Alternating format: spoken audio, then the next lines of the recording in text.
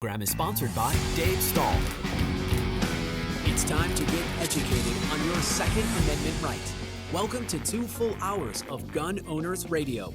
Your hosts Dave Stahl, Joe Germisi, and Michael Schwartz will teach you about firearms, self-defense, and the laws that affect your rights to keep and bear arms. Visit gunownersradio.com with questions to learn how to become a sponsor of Gun Owners Radio and get involved. Together, we will win. Now here's your hosts, Dave Stahl, Joe Germisi, and Michael Schwartz on The Answer San Diego. All right, folks, welcome to Gun Owners Radio, FM 96.1, AM 1170. The Answer. Hey, we want to welcome a new show sponsor, Scott Vinson from Coldwell Banker Royalty Realty. We are so excited to have Scott Vinson join us as a show sponsor. Scott is a San Diego County Gun Owner Board member and has supported our efforts to defend and restore the Second Amendment from the start. So if you're moving, let fellow Second Amendment supporter and real estate broker Scott Vinson help you sell your home and find your new home anywhere in the United States. Call him at 619-948-2459. Tell him you heard it right here on Gun Owners Radio. We appreciate it. Give Scott a call, 619-948-2459. Well, welcome back, Michael. Hey, and don't forget, everybody, our law enforcement training scholarship. So if you go to our website, we occasionally get folks that come in and do training, firearms training. Like we had Cover Your ASP week, which was very, very cool. And we, with your generous donations, we actually help law enforcement agents, law enforcement officers join in on the training because everybody agrees that they just don't get enough training. Right. A lot of people were shocked to know that I've talked to anyway that police officers get minimal amount of training on the job. Yeah. So we're looking to change that. Right. That's important. So go to gunownersradio.com, gunownersradio.com. What's it cost to sponsor a police officer? You can donate any amount of money you want. Oh, that's cool. You want to throw in $25, great. You want to throw in $125, great. Okay. Well, that's throw awesome. in $1,025, great. That 25 has got to be in there somewhere, right? Exactly. But just go to gunownersradio.com, check out the law enforcement training scholarship. Again, we're just, drop a couple bucks, help us raise money to train cops. Gotcha. Yeah, right? A trained cop is a better cop. I think so. Don't you think, Melissa? Absolutely.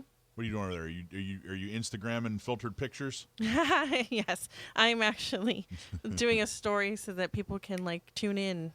I'm doing it for the radio show. Is that what you're doing too, Joe? Are you Instagramming? Yeah. Oh yeah, he's got Instagram all over the place.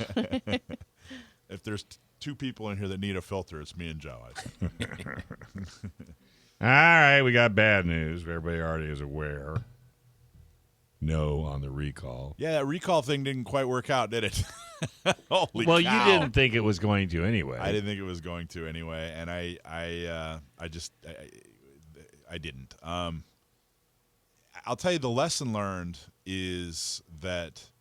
Do you guys know what I mean by get out the vote efforts? Yeah. If I say that, do you know what that means? Yeah. Get out the vote.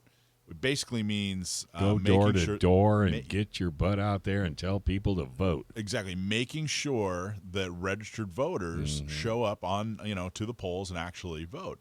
And if there's one thing this shows is that those get out the vote efforts, whether it's phone calls or going door to door, whatever there's a lot of different things that they do to get out the vote. It works, and the reason I say that is because Democrats are the best, way more organized, way harder working when it came to the get out the vote efforts.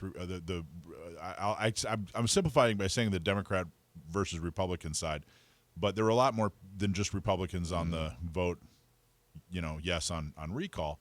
So the yes side, there wasn't much effort at all.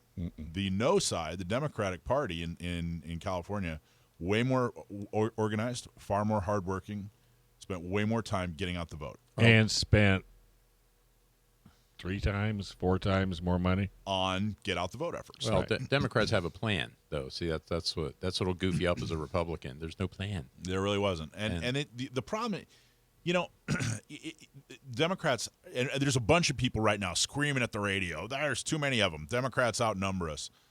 Okay, yeah, you're right. But considering where he was, he being the governor, considering where the governor was when it comes to popularity and what was going on in the environment and everything, considering everything, Democrats way outperformed what they even should have outperformed. I mean, it was a tough battle anyway.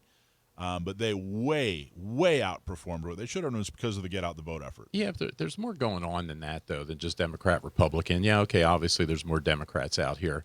But, it's because I wrote about this last week on Substack, on thegetagrip.substack.com. But I wrote about the recall effort because, and I can't remember. I was here when Gray Davis, the last time they did a recall. Yeah.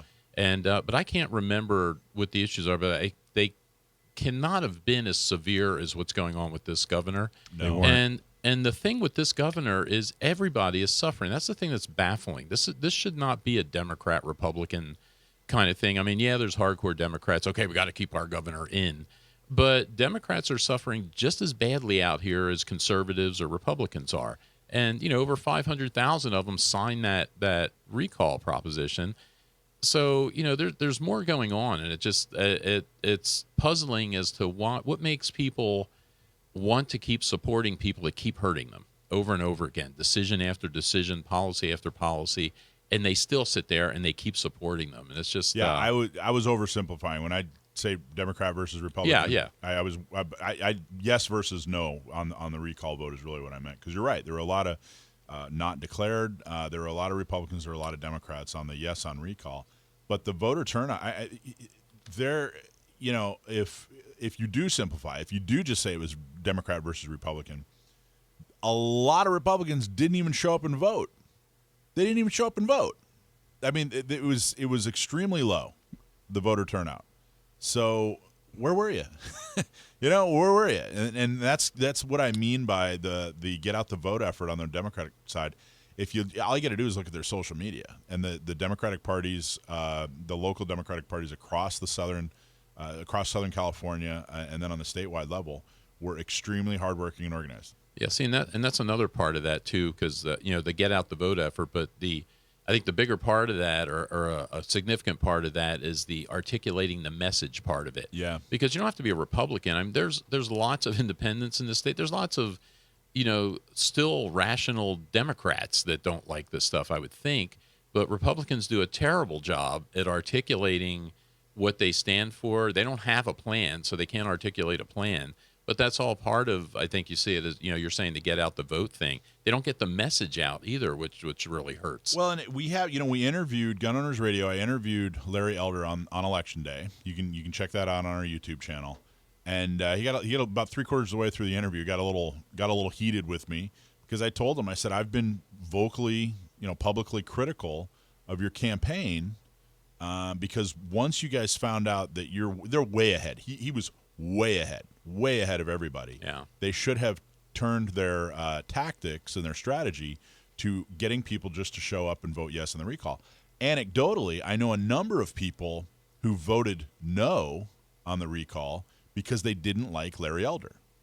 Now, think about that for 2 seconds. Yeah. So if they would have been happy to vote yes on the recall, except they didn't like Larry Elder. Now, at some point during the campaign, they should have just changed tactics and said, look, we just need people to show up and vote yes. We don't need people to show up and vote for Larry Elder. We need people to show up and vote yes on the recall. And I pointed that out to him, and he got pretty heated, which tells me I wasn't the first person to ask him that, and that he was probably already frustrated by that. We know it's interesting. There was another writer that was coming up with reasons for what happened, and they were saying that by putting Larry Elder out there, and they called him a fire-breathing conservative, they said it drew out the Democrat vote, or the no vote, which they said this guy was saying that, well, they should have put on a more middle-of-the-road guy like Faulkner. But the problem with him is, Larry Elder got almost, 49% of the vote, something like that. Faulkner was down at like 9%, never got out of the single digits. Yeah. So I don't know if that's the way to go either.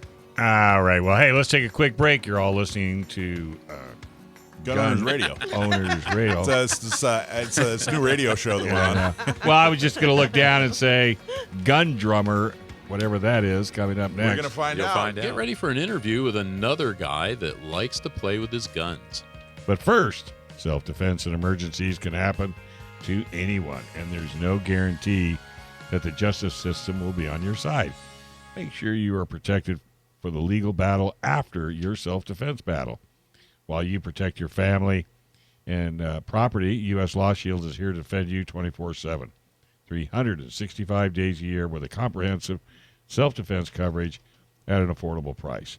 Bad guys don't take days off, and neither does our coverage. Sign up today. Go to uslawshield.com. So we're going to talk to the gun drummer, a guy named Nate Wilkinson. And have you guys seen his work yet? Not familiar? No. I just did in here. It's amazing. It's pretty cool, isn't it? So, all right, let's bring him on the line. Nate, you there? Yes, how's it going? Good, man. How are you? Good. All right, so tell her what exactly is it you'd say you do here, Nate? What is a gun drummer? It's like the office interview. What would would you say that you actually do here? Yeah. Well, I like dual wielding guns to heavy metal breakdowns and different music. I've got the chance to use tanks and flamethrowers and machine guns and a whole slew of different guns. And, I've been doing it for a couple of years and people really like it. So we just keep moving. So were you a gun guy first or a drummer first? Like walk us through how this all started. I've been shooting guns since I was just a kid, and I've always liked dual wielding weapons just for fun.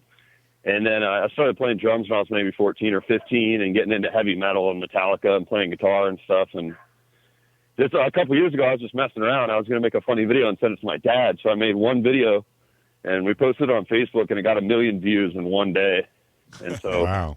I was like, well, I'll just keep doing it as long as people want to see it. And, yeah. And you basically, going, so just to describe, and I'm going to describe it, but then you do a better job of describing it. But you basically, it's kind of like Charlie, the guy that he plays his instrument and he shoots at the same time. It's kind of like that, but with drums.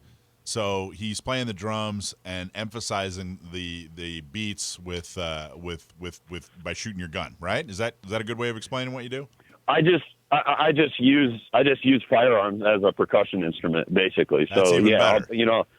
I start the video playing actual drums that I take to the shooting range, and then I'll just transition and start picking up guns and going from there. And there's a little bit of science behind it. Like you got to calculate how many rounds you're going to need for each part of the song, and like when you're gonna move and pick up some different guns and how many rounds you have in those mags and how long it's going to take you in the song. Did you just say that there's a little bit of science behind it? Believe it or not, man. I know it looks easy on the videos, but it's Well, you're there's a so lot that goes good. into it. Honestly, you're so good. You make it look easy, and I like that you're following the science. I like I that. appreciate it. It's basically just keeping everything running is the biggest challenge. I Making believe it. sure everything's operating properly. That is, and the ammo's good, and that's really the. Is Lars your favorite drummer? Who's your favorite drummer? My favorite drummer is probably Chris Adler from Lamb of God. Yeah. Really? That's interesting. Yeah. What makes him your favorite drummer? He's just super technical and fast, and he sneaks a lot of extra stuff in there. That I really like Joey Jordison from Slipknot too, though. Oh yeah, he wait a minute. Is he the one that just passed away? Yes. Yeah, that's too bad. Boy, Slipknot. I don't know how old you are. I'm 45. So Slipknot came in just after. Like I'm just a little too old for Slipknot. I really wish Slipknot was around when I was in high school because talk about teen angst, persona. I mean, right, it's perfect for that. Yeah, it is. I got to cover one of those songs with an actual tank. If you guys haven't seen that one, it's the one that I promote the most. I don't even know what that means. What do you mean you covered it with a tank? Like, how did you get? I was in Who Texas gave you a with tank, with a sir? Sherman tank, and I was playing actual drums first to the Slipknot song, and then right at this drop, I pulled the cord and fired the 76 millimeter main cannon to the Sherman, and then climbed on top of the Sherman and emptied 40 rounds of 50 BMG out of the Ma Deuce, and then jumped off of the tank and finished it out with a mag dump from a Barrett from the shoulder. I thought I was gonna die. Like my heart rate was going crazy. How did you get access? How did you get access to a tank and some 50 cals? It's drivetanks.com is where I was. It's down in Uvalde, Texas. So it's like 2 hours. Of course it is. West of San Antonio. Well, yeah, that's not. Yeah, here. it wouldn't be in California. That's not here in California. Yeah, it wasn't over in San Diego for sure. No. No. Where are you out of? Are you out of Texas? No, I'm in Ohio. Okay. Well, there's a lot of tanks in Ohio. A lot of fun to be had in Ohio as well. Definitely. What about? So how often do you do your videos? I mean, do you do them once a week, or you just do them whenever it comes to be? I try to post one once a week, but I have like a career in something completely unrelated that I went to college for, and so I have a full-time job. So it's, You have a career in something unrelated. That's hilarious. Yeah, completely unrelated. Yeah. So this Yeah. isn't like this isn't a subset of something you do. There's this, I know a lot of people have a career where drumming and shooting and tanks is a big part of what they do, but you're not in that industry. You're in a whole separate industry. That's what you're saying? It's like half and half, man. Yeah, I'm in like a really technical industrial construction, like design build of like large factories and large machines and stuff like that. And then the other half of my life is, the gun stuff, which is great. So has it kind of taken? It's a side gig for you then. I mean, it's kind of it's a separate job. Yeah, I did just do this for 8 months, and I was making it work. I was doing it full time and just busting at it. But the problem is it's so fickle with the quite literal discrimination that we face online just using firearms. So I could be gone in a minute. My Twitter's been deleted, my TikTok's been deleted, my Snapchat's been deleted. We've had a lot of different problems on Facebook and Instagram and YouTube. So wait. I can't put all my eggs in that. So you did a bunch of videos and then they deleted you because of the guns? Yes, all of the popular, well-used social media platforms right now that we have are discriminatory against firearms. That's a fact. It's in their community guidelines. They don't want firearms on there. Yeah, Melissa got it shut down on YouTube. Check out this story. So, Melissa, tell them the story of the holster, and you brought the blue gun in. So I was reviewing some holsters, and I had a blue gun in one, and then I had my CCW in the other, which I never took out. I never took out any of them. And then all of a sudden on our YouTube live, we got blacked out, and I guess the bots had just caught that it's a firearm, and they just shut us down immediately. Yeah, YouTube and Facebook. And so the next week, she brought a banana. Yeah. So now I have to use bananas for my firearms whenever I'm doing. So a next gear time review. you're doing a segment and you want it to stay online, forget the guns, bring a banana. I'm sure everyone's going to watch that. Definitely. Yeah. Well, they're going to look at it and say, "What the heck is he doing?" Hey, do you take requests, like song requests? I think you should do something by Mars Volta. That'd be awesome. Yeah, that's not a bad idea. I do need to branch out a little bit. That will cost you a lot of ammo, though. What happened, though, when they deleted? You just woke up one morning and it was all gone? Or did they send you a notice? Or did you figure out specifically why? I mean, tell us what kind of... We rarely ever know why. I mean, my friend Eric, Iraq veteran 8888, you guys have probably seen his channel. He got deleted from Facebook with 800,000 followers and 10 years of work out of the blue with no reason. Another one of my friends, Dustin Ellerman, Top Shot Dustin, he got his Facebook page deleted with 1 million followers and 10 years of work. They just do this stuff at will. It's crazy. In my case, TikTok is so sophisticated with their algorithm that it will pick up the shape of the firearm even if you don't shoot it, kind of like you were talking about on YouTube and Facebook. So what they were doing is when they would sense any firearm in my video, it would give me a community guideline strike, and actually, after I got like 100 of them, they just terminated the page. So, yeah. Well, and the funny thing about it is, with those many views, don't they make money off your channel? Oh yeah, it's not financially driven; it's ideological. But I mean, just stop and think. It kind of reminds you of California, because we're not money driven either. We send more businesses out of the state than we do keeping them in, and it just blows me away that their idea is way stronger than their goal to make money. Makes no sense. Yeah. Hey, Nate, are there right. other alternative platforms that you and these other guys are going to now? I try to upload everywhere just to have it somewhere, like on BitChute or wherever. But the bottom line is nobody's on there. I mean, these companies have a virtual monopoly right now on the public square, really. I mean, if you get kicked off of Facebook and Instagram, Twitter, and TikTok and YouTube, then you really don't have a voice. So right now, all the popular platforms that we all know the names of, they have a big enough marketplace that they can make money. So he gets a bunch of views. He actually makes money off of it.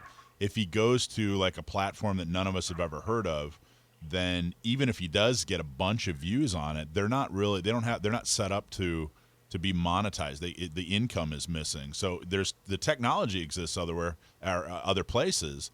Like Recoil Magazine is trying to set up an alternative. The technology is easy, but the problem is the marketplace doesn't exist. So even if you put all that stuff up there and got 800,000 views or whatever, the money isn't there. Well, again, and that gets back to what we were talking about before, though, about getting the message out. Because again, there's 150 million gun owners in this country. You know, you put an ad in every magazine, every gun website, and let people know where they can find you. I mean, and that's boots on the ground and working your tail off to make that happen. So that's the only way you're going to do it. Because, talking about, say, the radio industry, I mean, if you happen to be a Howard Stern fan and Howard Stern only comes on at 2 o'clock in the morning, you'll find him and you'll listen. So I think it's just a matter of word of mouth, getting it out, and trying to find a platform that you can, do your thing on it without people trying to shut you down. Yeah. So what are you looking at next? I mean, how are you able to navigate? Do you just kind of have to cross your fingers and hope? Or actually, we're going to get you. Yeah, we're going to talk to him on when the we other get side back. of the. And since he's not making any commercial. money at it, I mean, he's not doing it for a living. He's doing it for fun. No. Now He's making money. Well, yeah, but now it's a challenge. Well, no, he's making money though. Yeah, let's talk to him on the Not other as side. much as you make. I don't make it. That's Pillow. Get a great night's sleep and enjoy the satisfaction of supporting companies fighting against cancel culture. That's mypillow.com and use the promo code FreeMarket3 and get up to 66% off. All right, we're talking with Nate Wilkinson. He is the gun drummer. The gun drummer. Yeah, and you can find him on just about any platform, since he likes to throw as much up against the wall as he can, just to see what's going to stick. Where if somebody wants to take a look at you right now during the interview, do you have a central website, or where do they go? YouTube's probably the best place because it's the most well organized. So if you just look up Gun Drummer on YouTube, you'll see me on there. Okay, so they haven't taken all your segments off. No, they just handpicked probably the one with the tank. No, it just depends on the platform. Like right now, believe it or not, Facebook and Instagram have been decent. So, and well, they have a couple problems, but they're in trouble. They're in trouble. They're being looked at by the feds, and I think they're trying to be on their best behavior so as not to shine any negative light on them. So they don't want to. Yeah, they don't want to anger the drummers out there, right? Yeah, but right. Well, they're acting as publishers and they're pretending like they're not. So yeah, exactly. Yeah, I'm sure the Biden DOJ has them just quivering there. It's. So after you get deleted, do you just go back in and like upload everything again under a different name, or what do you do to move forward? I've thought about doing that. I haven't done that yet, just because of the amount of work it's going to take. But no, like I said, I've got the YouTube channel still, and Facebook and Instagram, and those are like the three, I guess, that get the most traffic for me. So I just keep rolling with that. Your stuff is fun. It's funny. It's interesting. It's entertaining. It doesn't it shouldn't be this hard. I mean, it shouldn't but the be this social media ridiculous. doesn't want those things. I know, but it shouldn't be that way. They want control. It's ridiculous. It's absolutely ridiculous. It's the second rule in the founding document of our entire legal system here is that we all can be armed. I don't understand why it's so controversial, to be honest with you. Well, and it's the first one that you're, freedom of the press. Yeah, the first one's the one suffering. Yeah, exactly. Or expression, freedom. You take your. They both don't of them. like the word free. Yeah. In other words, they do like the word free. Freedom is what they don't like. Yeah, that's true. Free stuff. Yeah, exactly. They put the dumb in freedom. I think we just coined it. Oh, very good. How about that? Bump, bump, bump. All right, I just coined a phrase. And by the way, he does that a lot. Most of them don't work. That one sounded pretty good. Yeah, right? All right, Nate. Danny Carey, what do you think? Oh, he's a beast, man. Absolutely. I like how they just recently released some of like the GoPro footage from him and his kit, because all the footage for the last 20 years has been on like a Nokia flip phone, and I don't know why. I'm like, where's the drummer cam of Dairy Canyon? Now we have it. So he's the drummer for Tool. I'm a ridiculous Tool fan. I'm like a 13-year-old girl and a boy band. Like, I am to Tool as 13-year-old girls are to boy bands. It's absolutely ridiculous. That's how Tool fans are, man. You guys are hardcore. Yeah. I like Tool as well, but I'm not like hardcore about it. Then I have to throw this out. Are you a fan of Red Dawn? He's talking to you, Nate. Everybody knows I am. Maybe, maybe it's showing my age, but I don't know. Oh man, this guy over here, man. The minute you mention Red Dawn, he's looking for his rifle. That's right. It's an old movie in the 80s. You got to watch it. Yeah, you'll have to Google it. It's life changing. Okay, it's a war movie. Well, yeah, basically, sort of. Yeah, it's goodness. the Russians invade, and a bunch of high school kids take their hunting rifles and fight back.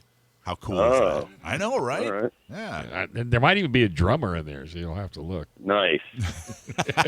Not 100% I sure. remember there's a drummer. Not 100%. Maybe sure. the Russian military had a parade. So when you're doing your format, you kind of remind me of someone who writes music. You're driving down the road, you see something, and all of a sudden this idea pops into your head. Is that kind of how these videos come about? Yeah, man, it's just fun. I like the songs that I like, and so I just start thinking of firearms with them, and then I'm like, well, that spot would work well with these couple guns, then we'll follow it up with these. It's getting out of control now. I'm taking like 30 guns down there, an entire drum set, 3 crew members, cameras, microphones. Like, it's just getting wild down here now. We got to rent the range out for the whole day, and we try to film as many as we can, but it gets pretty exhausting, to be honest. It's production. Tell him about your helicopter experience. That might be a good background for music. Oh, I went to go shoot an M249 saw out of a helicopter in Vegas. So that would kind of be cool for you to do. I don't know about going through the air, but, that'd be fun. Be something to think about. Yeah. Is that the tank place in Battle Vegas or whatever, the tank place there? Yeah. So, like, they're connected to it. So there's, like, a area for a landing area, and then they just take you up, and you start shooting. And let me tell you. At the targets. Yeah, and 250 rounds goes super fast coming out of that saw. So it was really fun, though. But I was just thinking that'd be a fun thing for him to think of, because you're looking for something different every time, right? I guess. You got to get on a battle cruiser. Get my hands on. See if you can get on a battle cruiser. I think you might be overthinking it, Dave. I think Shoot the big guns. Don't be messing around with that little stuff. That little tank. Guys, give me 2 years, and I'll just do a breakdown with a nuke and just turn this whole place to glass. Boy, man after my own heart. I did a Slayer song with the saw, and it worked perfectly. If you guys haven't seen that, you got to check it out sometime. We couldn't believe it. The rate of fire matched the guitar perfectly. Was it really? That's funny. Yeah, it was like Raining Blood is the song called. Now, are you getting recognized yet? Are people, hey, you're that guy? Yeah, believe it or not, it's pretty crazy. What's that like? It's fun, man. It's really fun. I really enjoy any interactions with people that like the channel, and like all the shirts that I sell, I make them here and like sell them from my house, so it's like personalized, and I send whatever cool stuff I can find in my house and just throw it in there. Like anybody that appreciates the channel, I'm hyped about it. That's great. I got to see this guy's house. That sounds like fun. I just built it, man. I got a backstop back here. I do a lot of filming just out here in my backyard, actually. Oh.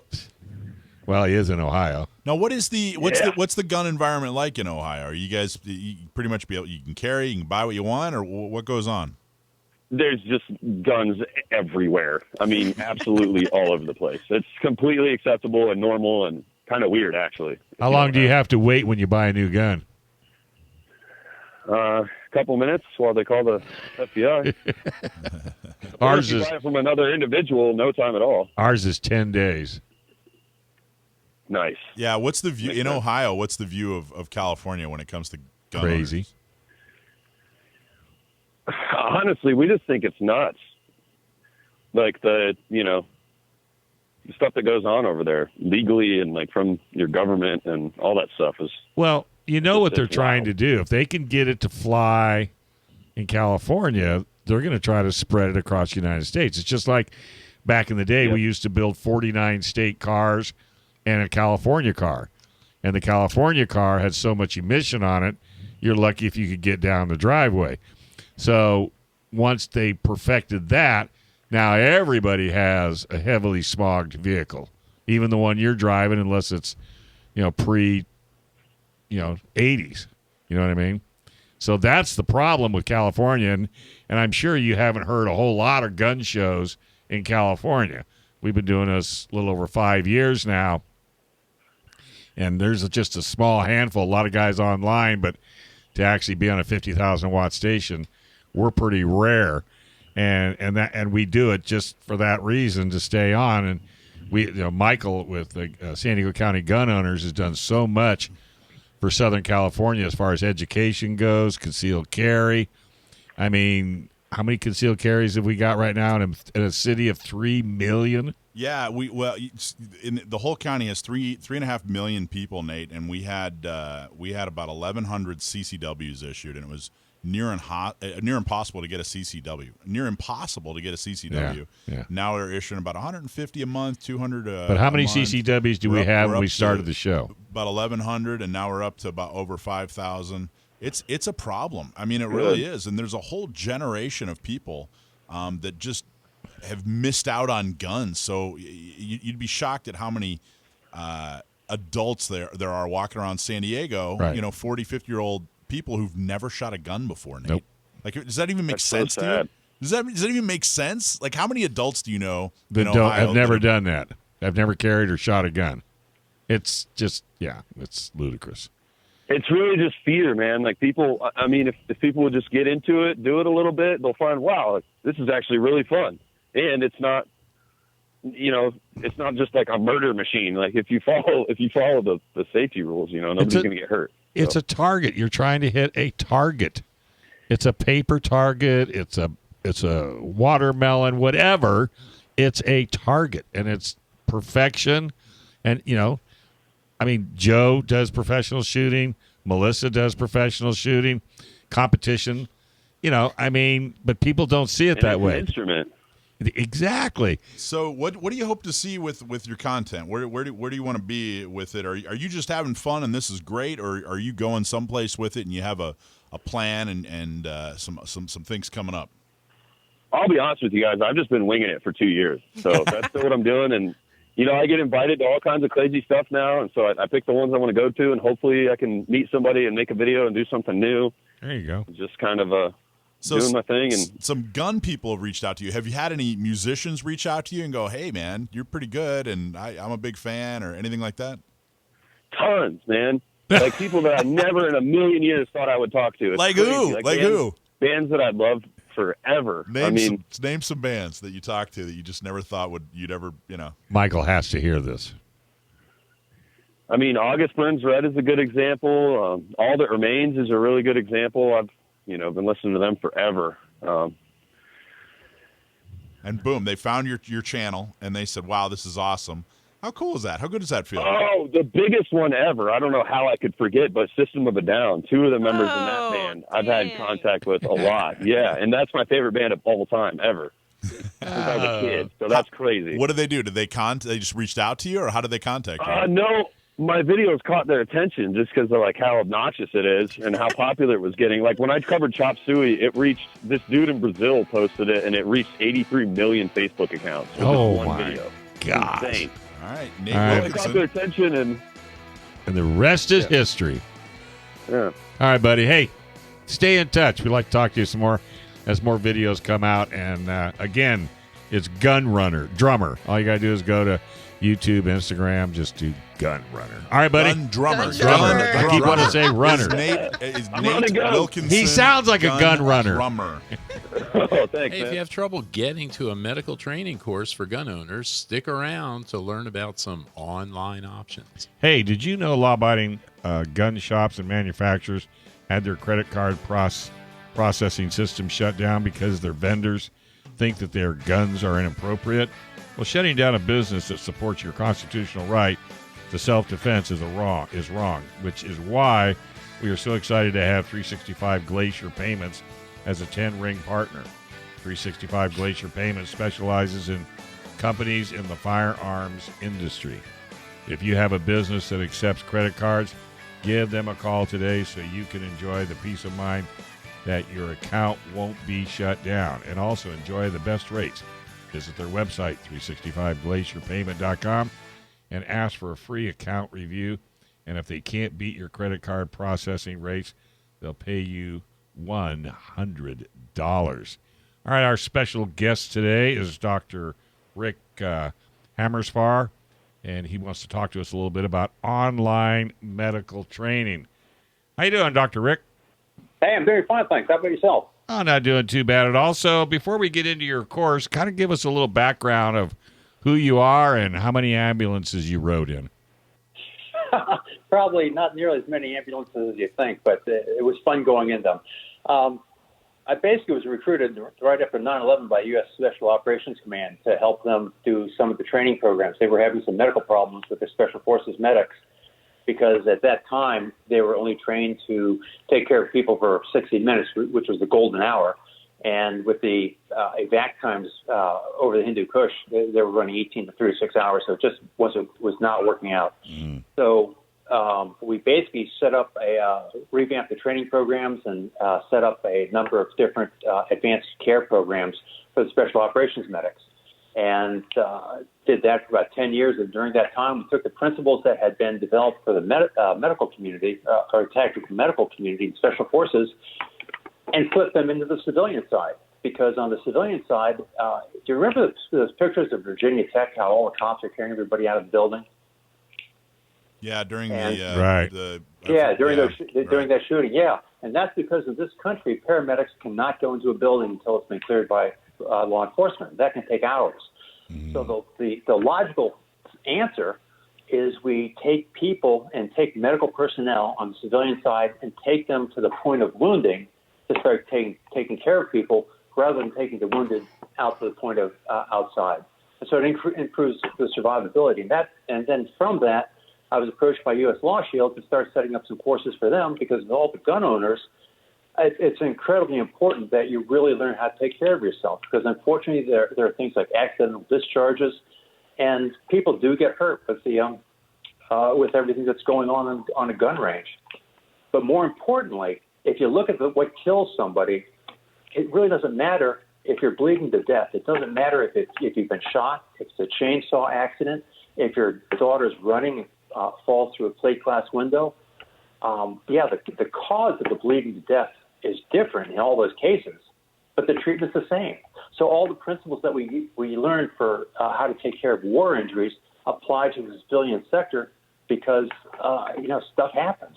And so that's basically what the courses are all about, teaching people how to save themselves because you can bleed out in about 3 minutes and die.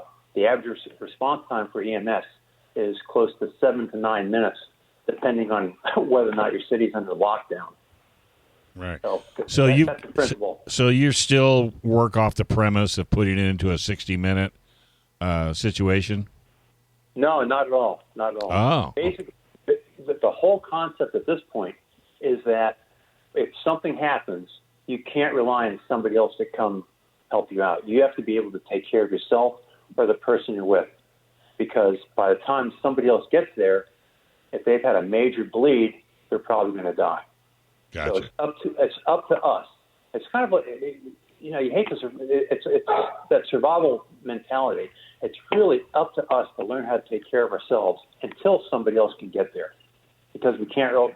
It just takes too long these days. Right. Yeah. Well, you're absolutely right. Traffic jams. There's a million things that would slow people down. So so kind of explain to me how this works online. I'm not a big online kind of a person. So kind of walk us through. I mean, you definitely can't do hands-on, of course. So your training must be pretty in-depth. Yeah. Well, US Lawshield has both in-person courses and online courses. And the online courses, because they're longer, but they're broken into about 45-minute segments, you can provide a lot more in-depth instruction and also a lot more of the background knowledge that's necessary so that you understand why you're doing something, why you're putting the tourniquet on, and in which situation you should use a tourniquet, which situation you should not use a tourniquet. So you can just get a lot more knowledge with the online course, but the trade-off is you don't really get the hands-on experience, which is absolutely critical when you're trying to learn how to do these things. So would you recommend doing the hands-on as your first choice, and then online if that's your only other choice? Yeah, I think the hands-on is without a doubt the best way to go. And then if you can't get it, or you need more information, or if you want to know more about it and go into more in-depth knowledge, then do the online courses, because those always have more knowledge. But it becomes really critical to understand how to put a tourniquet on correctly, because if you put it on incorrectly, it can actually increase blood loss rather than stop blood loss. Right. And so there are some nuances that you do need to learn about. So how long are these online courses? Do they have time distances? The one for US Lawshield, it's usually about a 6-hour course broken into about 45-minute blocks. So once you sign up for the course, you can pretty much take it at your leisure. Gotcha. And take it as many times as you want. Oh, well, that's good. You could keep it on, keep it in your computer, and then breeze through it every once in a while. Yeah, you really can. It's like going to the range more than once. Exactly. And then the other important thing is, if you do the online course first, then at some point you should try to get into a hands-on course. Right. But the other thing that can be very confusing these days is there's so many things on YouTube. And what we've tried to do with the US Lawshield course is that we've stuck with the proven tactics, techniques, and procedures developed by the Committee on Tactical Combat Casualty Care, which is the military version, and also the medical equipment. Because there are some tourniquets that are highly rated and work, and there are other tourniquets that have great publicity, but they have an 80% failure rate. And so you really have to have the right equipment also. So you do recommendations on equipment as well as training? Recommendations on the equipment and training, and the knowledge is all updated when the Committee on Tactical Combat Casualty Care and the Committee on Tactical Emergency Casualty Care, which is the military and civilian versions, make their recommendations on changes to the different treatment protocols for trauma. But it's really all about stopping the bleeding, opening the airway, sealing chest wounds, and trying to keep people alive until somebody else with more medical knowledge can get there. Right. You've been pretty busy, got a lot of students? Yeah, we're doing, it's been very busy. For our in-person courses, we have a teaching cadre of about 110 people nationwide, and we're doing we were doing 30 classes a month before COVID hit, in-person classes, and we've just ramped those up again to about 15. The online course has been doing incredibly well, especially with all the new gun owners out there. Yeah. So if you do have a high if you do have a high quality tourniquet, if you do have a high quality tourniquet, and it's a good piece of equipment and everything, how do you what's the most common mistake, I guess is what I'm asking. How do you screw that up?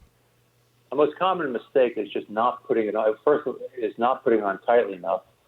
And then the other one is just using one that's a counterfeit tourniquet or something that has not been tested and not been approved. And the ones that are counterfeit tend to have failure rates. They're cheaply made. The ones that have not been approved are in that category because they have such high failure rates. So the recommended tourniquets are great. You just have to practice with them. But the other thing you have to realize is that if you have whichever tourniquet you use, these are by and large single-use items. So, and the Velcro is what makes the tourniquet work. So we all know what happens if you take Velcro and rip it 50 or 60 times while you're practicing putting on a tourniquet and taking it off. So you really have to have two tourniquets. One that you carry and don't use unless you absolutely have to, and the second tourniquet that you practice with. Gotcha. If you practice with the tourniquet that you carry, the odds are it'll fail when you actually go to need it. Yeah. So that's not a good situation either. So How do you practice with a tournament? Like how do you know you're doing it right? Well, that's where the value of the in-person course comes in, because you can really learn how to do it right that way. But the videos that we've put together for the online course, we really walk people through on a step-by-step basis on how to put the tourniquet on, what to do, what needs to be done correctly, what not to do, and how these things fail. And then we also teach people how to test the tourniquet themselves so that they can tell if they're getting it on correctly. And once you know how to put it on correctly and you've done it, then it just becomes a question of practicing how to do it. Doing it on your leg, doing it on your dominant arm, doing it on your non-dominant arm, things like that. Yeah. So for the video classes, what kind of a price are we looking at? It varies a little bit depending on whether or not you're a member of US Lawshield. Mm-hmm. But it's by and large, it's very reasonable. I don't know the cost. Well, if they go to uslawshield.com, they can look it up, and it'll probably be beneficial for them to join US Lawshield for the discount and be protected that way as well. Absolutely, for the discount, and the protection is tremendous. Right. Totally agree. So how many women do you know who have recently purchased a firearm? We're going to talk about it with Joe next. But first, PRMI Mortgage, primeres.com/alpine. Are you in the military? Are you looking for help with a VA loan?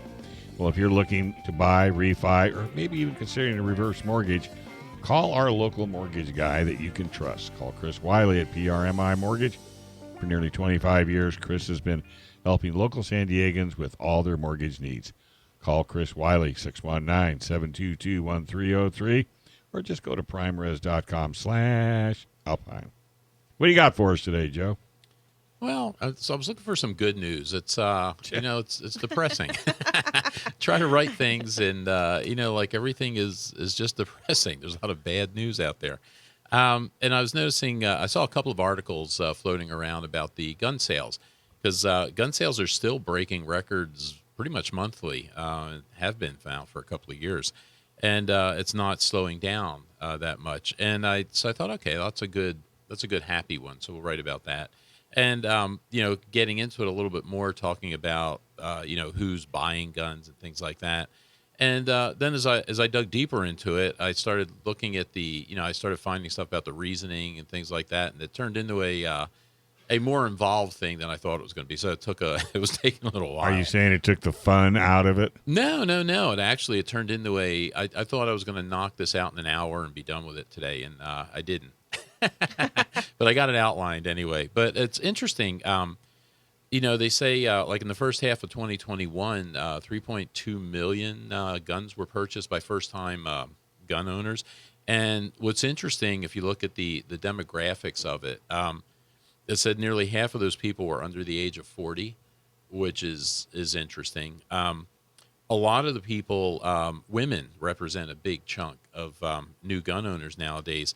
And it's interesting, years ago, 20, 30 years ago, they said women represented 10 to 20% of gun owners.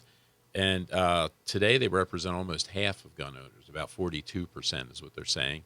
And that's likely to be a little bit low, too. It's hard to get good statistics on gun ownership for obvious reasons. People don't like to talk about gun ownership. They're smart. Yeah, but don't they have hardcore numbers from every time you buy a gun? Not necessarily, no. Remember, in California, it's weird. Oh, right? that's in right. California, they got everything. In free America, not so much. Gotcha. So it's hard. They rely on polls and surveys and things like that. And sometimes gun owners are reluctant to tell someone, what they own or that kind of thing. But, it's pretty likely that that number is at least the 42% anyway. So that's good. It's good to see that. And, they said 21 million federal background checks in 2020. Wow. So, and that's not 21 million new gun owners. It's 21 million purchases basically. Mm-hmm. So they say, I think close to 3/4 of those are, are people just buying additional guns. But still, it's good because, the people that are buying guns, it's not the stereotypical, white men that they always like to throw around out there. And like for the new gun owners, for instance, for the data on that from last year, they say about 55% were white, but about 21% were black, about 19% Hispanic. And they didn't quote the Asian one. I didn't see a number for the Asian purchases, but again, it's not just old white men that buy guns, but it's interesting because looking at the why, why do people do that, and that was the part that got a little bit deeper, and it's driven, unfortunately, the politics of fear, which are real popular nowadays in this country, and people are purchasing guns, which to me is kind of the wrong reason, and that it plays in that stereotype. That's why I wanted to spend a little more time developing this a bit. But it's there's so much more to the guns than just the defense part of it, and that's what's frustrating, I think, about the anti-gun people, these fanatics that are out there, because they focus on for one how criminals use guns, but they imply that it's normal people using guns that way. But there's so much more to it. Yes, the self-defense part's important, but I mean just the collecting part. When I'm at the range doing these RSO shifts and things. I'll talk to people and we all laugh about it because, the range costs you money because I can't, what do I have, like 3 guns now, I think, that I bought because I was at the range and somebody had one. I said, oh, that's cool. I got to have that. And, everybody was saying that, but there's that aspect of it. There was a guy that was shooting on Friday that collects old World War I and World War II type guns. They were talking about old Enfield rifles and things like that. And this guy, he shoots at the matches too. You probably saw him yesterday. He's got a lot of old equipment stuff, not only guns, but all the stuff that the soldiers had back in World War I and World War II. You'll see him with, he had an old canteen, I think, from World War I that he was using and stuff like that. But there's so much more to it. We were talking about reloading and all that. So, I think it's great that people are buying guns now. More and more Americans are buying guns. It's a little bit saddening, I think, or it's a little bit sad because of the reasoning. I'd like to see people buying guns because they're good things, they're cool things, they're a lot of them are pieces of art, especially if you look at the older revolvers and things like that. There's that aspect to it, the collecting aspect to it, and just the fun of shooting and things. But when I was looking at what's driving the surge now, it's what you would think it is. It's fear. People are afraid of what's going on out there. But it's interesting. It's not one side or the other. We were talking about politics before and the political part of this. But, and I was looking through several different articles. And, they were talking about, like, they talked to liberal people or people on the left. And, they quoted this one woman who was throughout that old Trump thing. Trump could shoot somebody in the street in New York and his followers wouldn't care. And, there was another woman that said, she went into the gun shop and she was in tears. She's telling the guy in the gun shop that this is against everything I believe in, but my family needs to be protected, and that kind of goofiness with a fear. But it's not only on that side, on the more normal American side, we were watching the cities burn last year, the mostly peaceful protesting and rioting and looting and arson. And the response or the lack of response from law enforcement, not because they didn't want to probably, but because they were being held back a lot of the time. And, that kind of stuff's not going away. All the things that are happening at the federal level nowadays is just keeping people afraid of things like that. And, that's what's driving a lot of this. But, it's not slowing down. It's very, it's interesting. We were talking about the getting the message out, and we were kind of critical a little bit about the Republican or the conservative side articulating the message, but we see that too in the gun owner side. You've got this boom, these new gun owners, and we should be reaching out to them. We should be articulating this kind of stuff and communicating it so that we turn them into really responsible gun owners that are enthusiastic and supportive of our Second Amendment and that kind of stuff. And I feel like sometimes we miss the opportunity. They quoted they use an example of a guy teaching an NRA class, I think, for women, which is similar to what we do out here. The Wall Street Journal article talked to Wendy about the Not Me SD program, and they also had a girl and a gun, and people from there talking about it. So, reaching out to these people that are purchasing these guns and drawing them in to what it's really about. Yes, the self-defense part is important and everything, but there's so much more to it. And so I'd like to see us take advantage of that anyway, and not miss that opportunity. So when would this article be up on the website? Things go well tonight or tomorrow night. All right. Keep your eyes crossed. Go to sdorc.org. Or something like that. What did he try to say? What did I say? sdcgo.org/blog. SDO. Oh, you know what? I did my first show. They're Go to SDORC. sdgne.com. SDGNE.com. Every gun owner should have a range bag. Is the Blaster Bag Pro the one for you? Let's find out with Melissa. But first, we are so proud to partner with the National Concealed Carry Association. As a chain ring partner, NCCA exists to serve the Second Amendment community to provide a nationwide network of 2A advocates.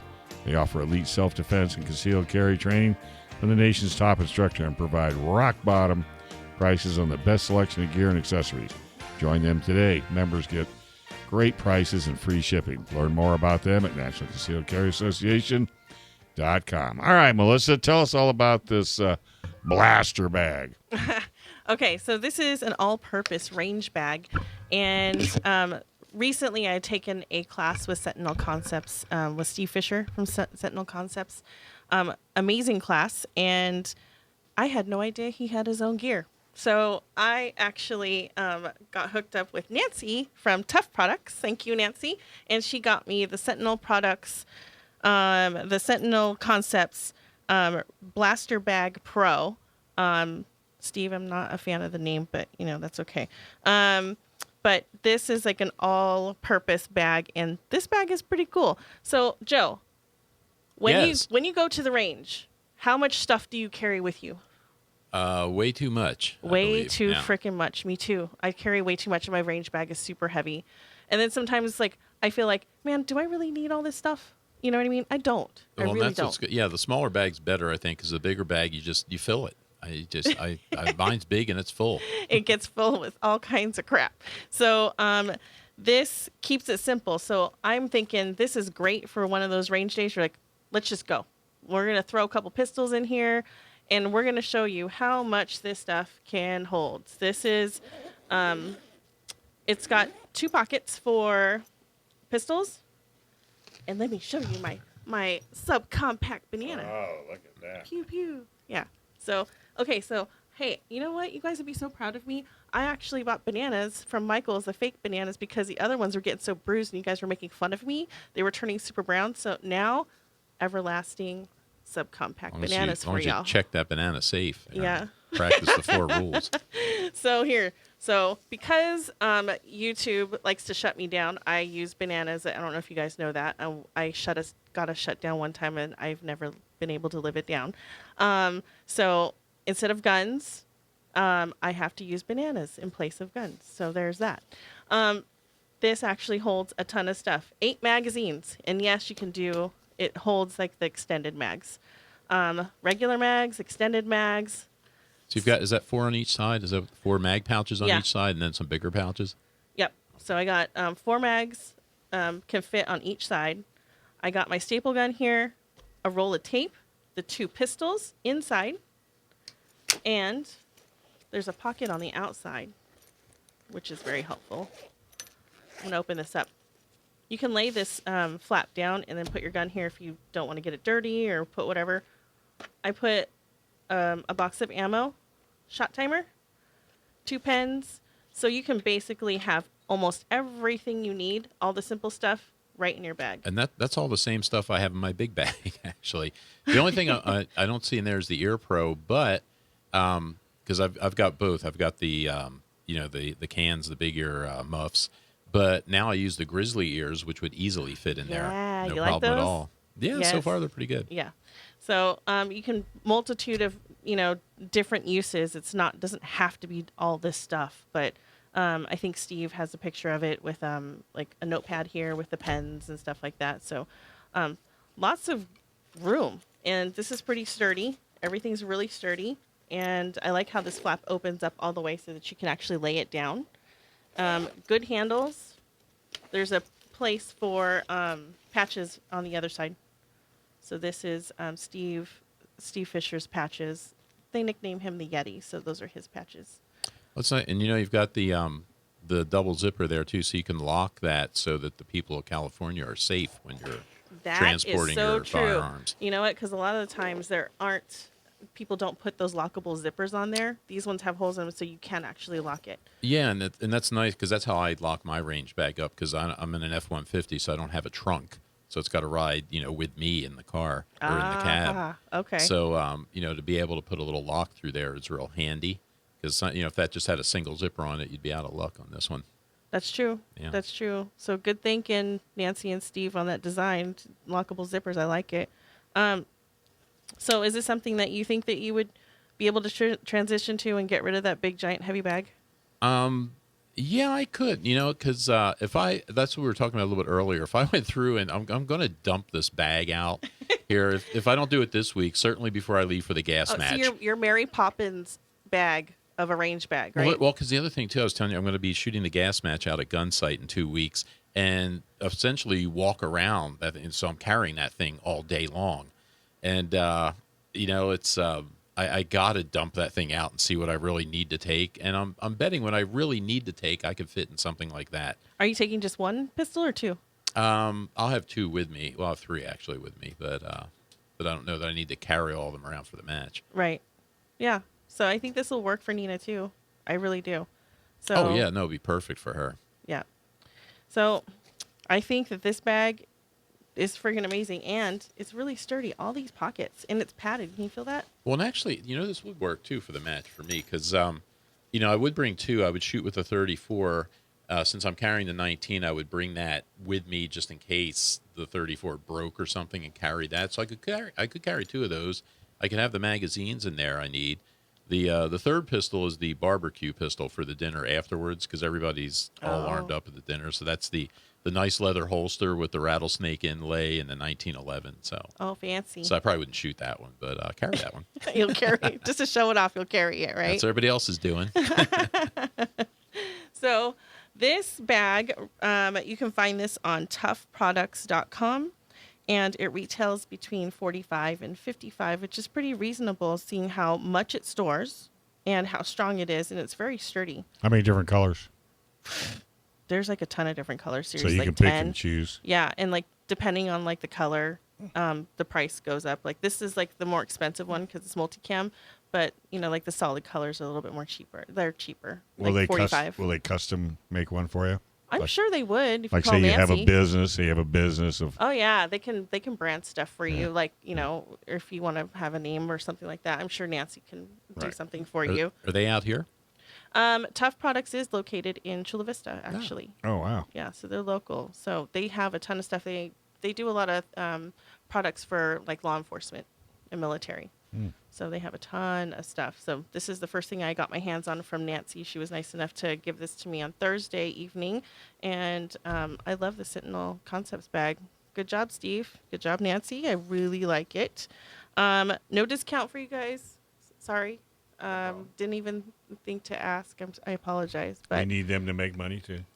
That's right. People got to make money, And that's such a reasonable price. It is a reasonable price. I really like it because, like, I'm sure it's waterproof. It isn't, but you can. I asked Nancy that today, and she says it's not, but you can Scotch guard it. Okay. Fortunately, we don't get water out here, so it's not anymore. Right? We're it's done. Just dry. It's just dry in California and San Diego. I think that this is going to be helpful for me because when I need to go to the range really quick and I need to just sight something in or whatever, I'm just going to take this and just throw my guns in here. I'm trying to think of what else I would have to carry to the range, if I scale down. And you've got pretty much everything in there that I would typically take. I mean, because I take a shot timer with me. I'm going to have at least a box or 2 of ammo in there. I usually have a little set of tools of some sort, like and the Allen keys came in really handy yesterday, actually, in the range. But that, or I've got a Leatherman also in my bag. I've got both, and I probably don't need both. Right.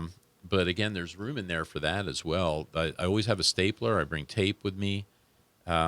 I pretty much thought of everything that you need to take to the range, and I stuck it in this bag. I'm trying to think of what else would I need. I can't Besides think of your anything ears else and really your eyes, really. Yeah, but the grizzly ears would fit perfectly in there, that box. How about a tape measure? No problem at all. I don't bring a what do you tape measure. for? I don't know. This man obviously doesn't go to the range. Y'all. No, but I'm just saying if you want to measure out, I mean, If you needed one, you could fit it in there, though. You could. well, I'm saying, if you're gonna shoot a target down range and it's not marked, you might need a tape measure to. Yeah, if you're inside, they know that. If you're outside, that's why you have feet. 1, 2. That's right. You do it the old school way. So check out the bottom and look how wide it is, Joe. So I actually tested this out. I stuck a box of ammo in here. It actually fits nicely in here. Okay, great. Because like I said, my only thing, I was wondering if earmuffs would fit in there, and I bet they would. It's just maybe where the roll of tape. You don't is or take something both like bananas. Yeah, well, That's true. Yeah, that's true. Yeah, Only depends on- one subcompact banana if you want to fit your pro in here. I mean, just thinking about That's true. it. Well, Yeah. just looking at the way that's laid out, I bet you could put Ear Pro up near the top there, and this thing will close, and it'll be above the Yep. magazines, and it'll be just fine. Yep. I agree. bet that would work. Plus mine, too. I've got the, what do I have? Peltor, I think. Mine are bigger. Like if you have the Howard Light, I think, are thinner. Yeah, So I have there's- the Walkers, the Razors. Are they those thin, too? Those are thinner, yeah. Yeah, because there's thinner Ear Pro, but I think even the ones I have, again, I always have them as a backup. Usually if I'm inside, if it's an indoor range, I usually go with the muffs. If I'm outside, I'll go with the Grizzly ears. But I usually have both, just because you never know. Yeah, you never know. So, I really like this bag. What do you think, Joe? You like it? I think it's great, yeah, and we're gonna see if Nino likes that. Yep. I'm actually going to empty this out and give it to him so that his wife can test it out. There it is, her birthday present. Yep. All right. So if you guys want one of your own, lots of stuff to choose from at toughproducts.com. Yeah, because they have a lot more than bags. A ton more than bags. Yeah, so check them out. I'm sure they do gift certificates. They do all kinds of crazy It's things. TUFF too. Yeah, it's TUFFproducts.com. That's good. We didn't even ask Michael. What do you carry to the range? Do you have a big suitcase like I have, or? I just have a regular size range bag. I think the most, the most that's in there is a bunch of ammo. So typically, most of the time when I'm going to the range, I'm going to like front sight, so that's multiple days. So I'll have a bunch of boxes of ammo in there, but I'm pretty simple. First aid kit. I learned I don't take a bunch of cleaning stuff. I used to have a bunch of cleaning stuff. Yeah, I don't do that either. I don't do that either. Yeah, I used to have a bunch of tools, and I just once I found that you can go a whole week at front sight without cleaning anything, because I wasn't sure about, like, when I did the tactical shotgun last year. I was thinking, can I go 4 days and not clean the shotgun? And then Lance was laughing at me. He said you could do like 4 weeks of this without cleaning it. Yeah. So so I don't bring that stuff because I know I won't do. I don't clean them at home, so Yeah, right. not likely to clean them out there. All right, folks. Hey, don't touch that dial. Our attorney will be calling in, John Dillon, and you won't want to miss that. Hey, did you know John Dillon is the attorney on the Miller versus Bonta case and Jones versus Bonta case? In other words, he's working to remove the assault weapon ban and working to restore the Second Amendment right for 18 to 21-year-olds. So if you have legal matters that involve firearms, then you need to call attorney John Dillon. If you have questions about red flag laws, gun registration, gun transportation, or maybe you just need to know that your guns are California compliant, you can trust our firearms attorney, John Dillon. That's John Dillon, specializes in California gun laws. Call him at 760-642-7150, 760-642-7150, or you can go to his website at DillonLawGP.com. Hey, buddy, how you doing? I'm doing well, especially after an introduction like that. Well, it's the truth, and you know it. So tell us some good news. Well, today I got something a little bit different. I'm not going to be doing an update on any cases, but I wanted to talk about a subject that I think is a little too often overlooked, especially when you're dealing with and talking to a bunch of law-abiding citizens and law-abiding gun owners. This is an area where we tend not to pay attention to because we don't think it really applies to us. But what I'm talking about is the concept that you are never, ever, ever, ever, ever supposed to talk to the police. And I know that sounds a little bit weird, but it is never beneficial to talk to the police. Now, I say this for one reason. I'm not talking about if something's happened and you need to get police to come and help you, and you're the one that called the police, and there are certain things you do need to talk to him about. I'm not talking about your brother-in-law who's a police officer. You can still talk to him. What I'm talking about is if you're ever involved in anything from an infraction, a speeding ticket, up through any type of criminal investigation, it is never beneficial to talk to the police. And all too often, I find that people call my office and they'll have some criminal trouble. They'll be involved in some criminal matter, and very quickly I'll discover that in almost 100% of the time that I get these phone calls, it could have been entirely avoided or at least extremely mitigated if the person that calls me just kept their mouth shut and didn't try to explain themselves away. And it's something that is natural as a person who feels like they're innocent, they've done nothing wrong. You want to explain yourself if police come knocking on your door and asking you questions or asking, can we search your house? Can we search your car? You got nothing to hide because you're a good person. You haven't broken the law. But I know Mike's heard me say this a number of times, but I always tell people, you give me 10 minutes and you let me walk through your house, I guarantee you I can find something illegal. It doesn't matter who you are or what you do. If you let me walk through your house, I'll find something illegal. So if I can do it, you better believe a police officer can do it. But, John, if you tell the police officer, I'm sorry, I'm not going to talk to you, can't he arrest you? Yeah, no, that's not something that happens. They actually have to either have witnessed a crime or, have to have probable cause or search warrant or an arrest warrant to arrest you. If they're just asking questions, that's what they're doing. They're fishing. They're trying to get more information. And again, too often people think, well, this is just a misunderstanding. I'll just explain everything. He knows I'm not a criminal.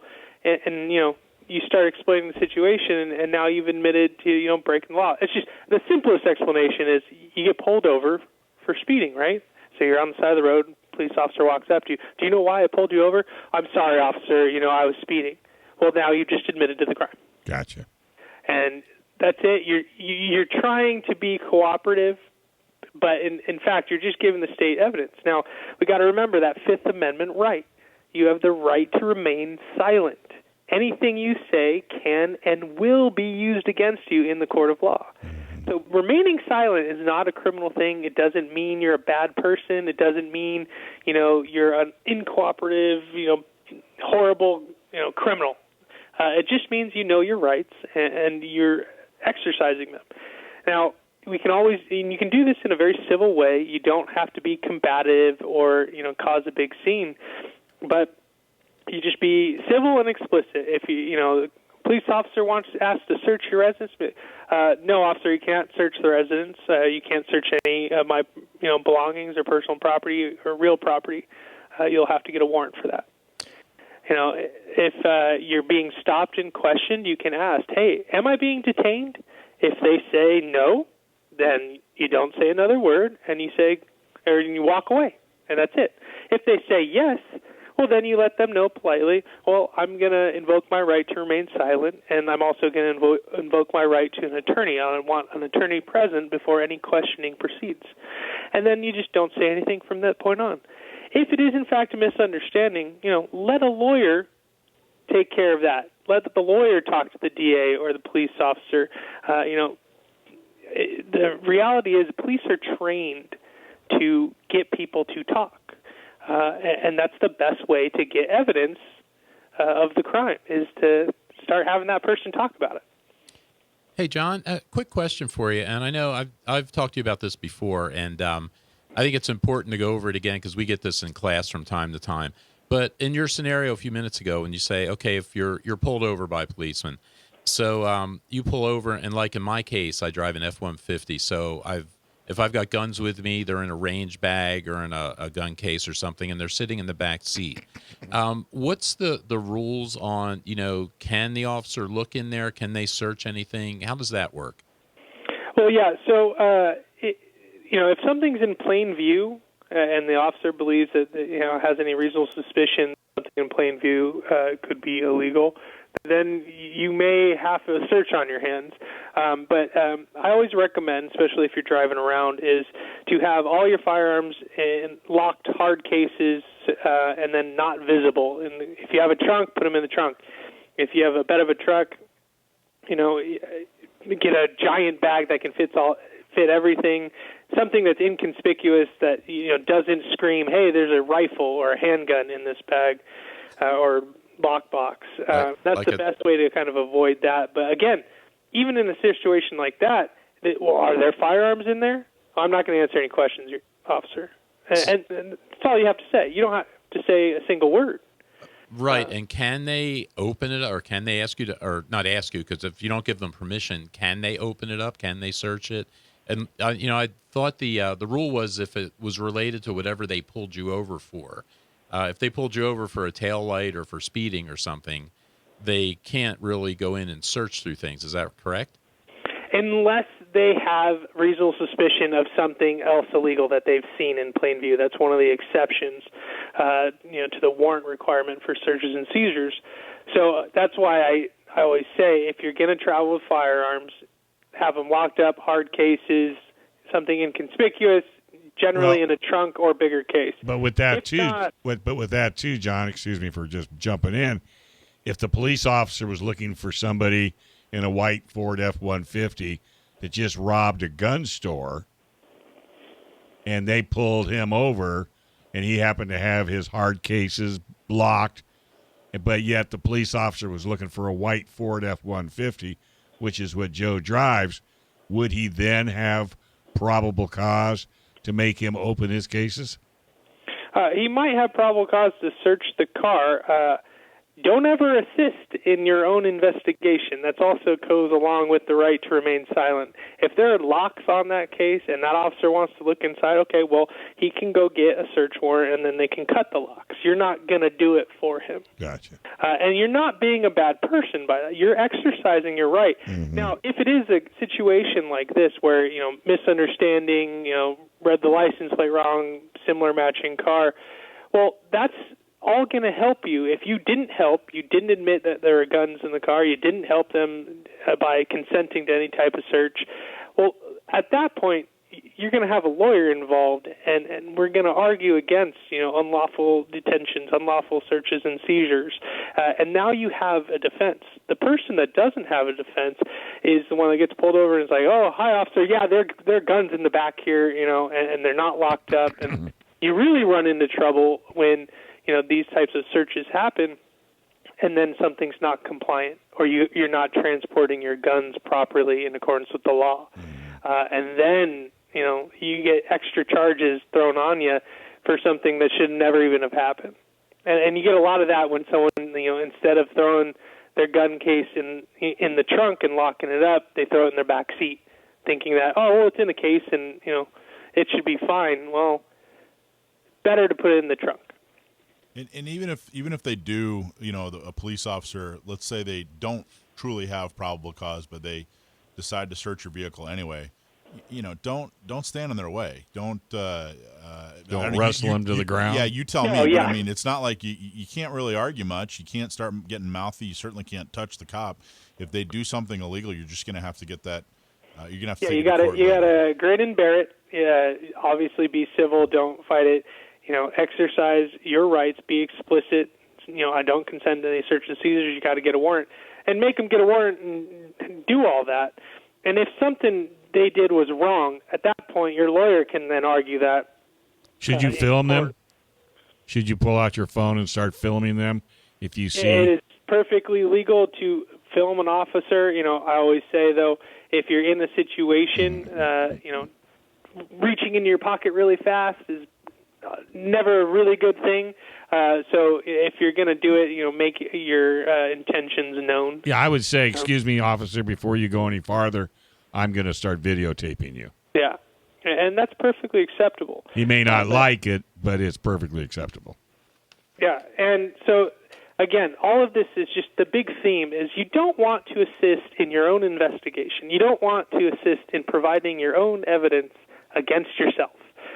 And it's not a bad thing. You're not a criminal when you do so. And you can do it in a very polite, cooperative way.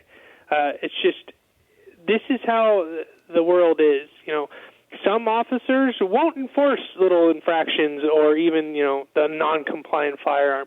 There's obviously stories out there, and I'm sure we've all heard them. I've definitely heard them, where someone gets lucky and they don't get, charges put on them or citations or even arrested for things that they should have.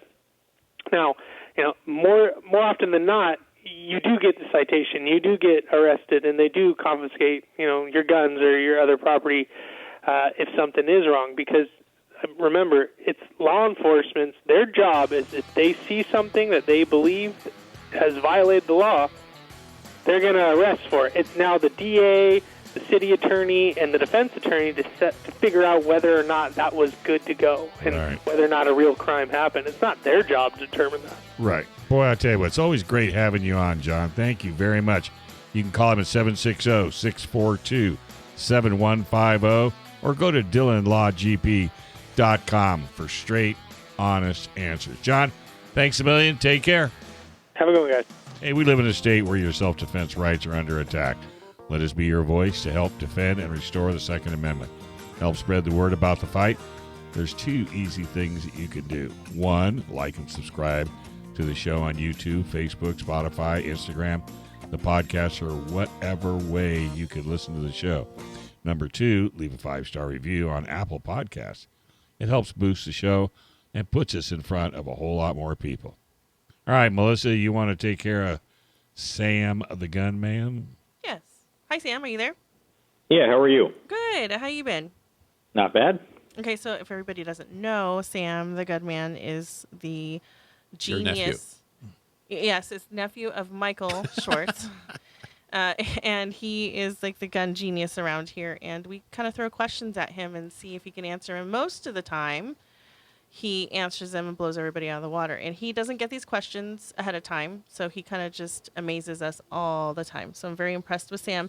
And Michael, what do we get if somebody can stump the nephew? If you write a question in and we use it, then you get a shirt or a hat. If you stump Sam the Gunman, then you get a front site membership. All right. I did not realize that. Yeah. Russell, did you realize that? No, I did not realize that. All right. So, Sam, you ready for your question? Yeah, let's have it. Okay, from Tim from San Bernardino. Which pistol is the longest running pistol in service? Which pistol is the longest running pistol in service? Tim from San Bernardino was that? Thanks for writing in. Now, it's kind of a difficult question to answer because it has a lot of different answers. You could ask what has been the longest running pistol in service of a particular country, what pistol has been the primary handgun in use by a certain country's military, or something like that. But in the absence of clarification... We actually want an answer in every single situation possible. So there's at least 400 to 500 answers.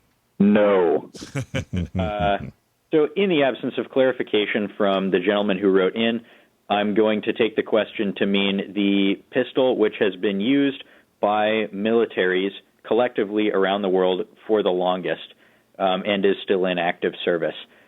I'm going to say the 1911 and derivatives thereof. It was designed by John Browning in 1909, 1910, and adopted by the U.S. Army first in the year 1911, and has been in use in various forms ever since. There are many militaries and especially police forces in South America that actually still use it. All right. Well, winner, winner, chicken dinner. You answered it correctly. The United States military has maintained an arsenal of M1911s since its creation. That makes this single-action pistol the longest-running pistol in service, not just in the United States, but the world.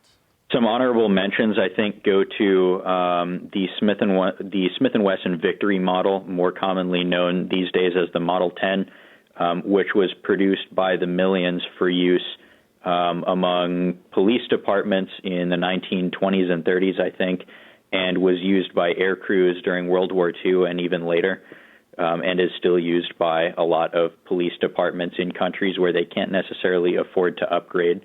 And the M1895 Nagant revolver, famously used by the Imperial Russian and the Imperial Russian military and the Red Army, and was finally phased out by the Russian Postal Service guards in 2005. You should have a book in front of you, or I mean, how? Kid. Honestly, did you just pull that out of your head? I think so. Among other places. Wow.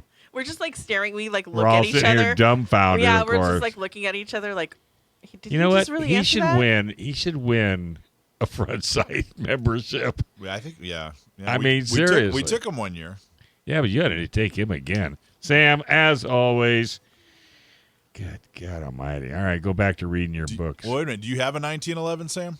I do not personally own a 1911. My father owns a 1911, which I have shot and which I like. I would like to get one at some point. Yeah. Which one? What are you looking at? Which 1911 do you think you'd get? I want one that has some of the more modern features, but isn't totally souped up and like match grade like a staccato. Also, I can't afford a staccato. I've been looking at the Bull Armory 1911s. That's a company out of Israel. They make a lot of interesting handguns, and their 1911s I've handled in the store have been very, very smooth. Wow, that's awesome. What do you know? When you say you don't want them to have too many, you want some modern features, but you don't want them to be too tricked out. Like, what's a modern feature on a 1911? Like, I like the extended beaver tail. I like I like a ring hammer. I just prefer that. A rail would be neat, but I don't really anticipate using that on a 1911, so that would be nice. Really, mostly the sights would be good to have, removable sights, so I can put a nice 3-dot white sighting system instead of having the little nubs like on a military 1911. We were just talking about that. Joe was just complaining about the sights on his 1911. Yeah, I've got a Springfield Armory loaded 1911, and I can't see the front sight, and I just swapped it out for just a fiber optic up there that I can actually see. Yeah, I think dovetailed sights are probably one of the most indispensable features on a handgun, honestly, because sights are part of how you interface with the gun. If you can't change them, then it can be pretty hard to hit what you're pointing at. All right. Well, good job, man. Awesome, as always. Take care. Care. Thanks very much. As always, a pleasure to be on the show, and that was a fun question with lots to talk about. Yes, it was. More than we even imagined. All right, you have a great day, and say hi to the family. You guys, too.